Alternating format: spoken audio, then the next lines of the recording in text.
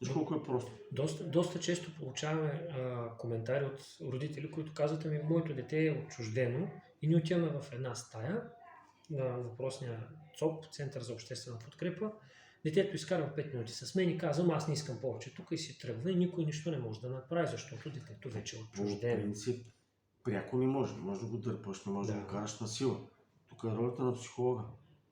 Значи психологът трябва да работи активно. И психологът не е социален работник в повечето случаи.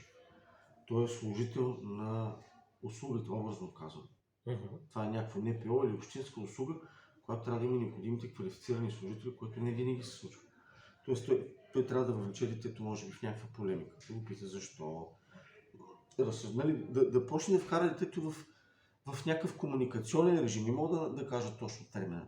В някакъв комуникационен режим, в който хем психолога да хване откъде идва това поведение на детето, хем да го терапевтира или да го върне в контакта с родителя. Тоест, смисъл на цялото упражнение, така както аз го разбирам, е първо някои компетентните хора трябва да разберат защо детето е отчуждено. Анализа и оценката. Да. Дали родителя по някакъв начин със собственото си поведение го е предизвикал, дали го е... Оценката на родителския капацитет, която трябва да има анализ на това нещо в социалния доклад по отработването на сигнал.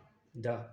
И ако се установи, че отчужденият родител няма лична вина за ситуацията, то най-нормалното нещо е да се насърчи емоционалната връзка между въпросния родител и детето. Препоръки. Социалния доклад има и такъв раздел. Какво да се направи? Какво е виждането на социалния работник? Като ако социалният работник няма необходимата квалификация, ще стана въпроси за психолози ли са и какви са. Не са психолози. Подготовката е изключително ниска. Той има право да потърси съдействие от специалист.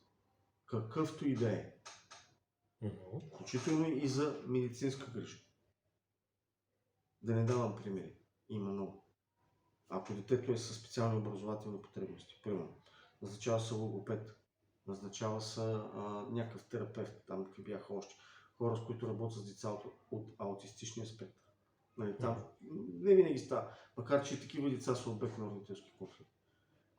Значи социалният работник работи по всичко, което касае интереса на детето. Тоест той не е длъжен, той самия социален работник да бъде компетентен във всички области, защото няма как да се случи, но има възможност да потърси помощ от компетентни експерти. Идваш при адвокат, му кажеш, казвам самия такъв и такъв. Адвокат ти каже, аз не работя там, къде ще прата при друг, ще препоръчал колега.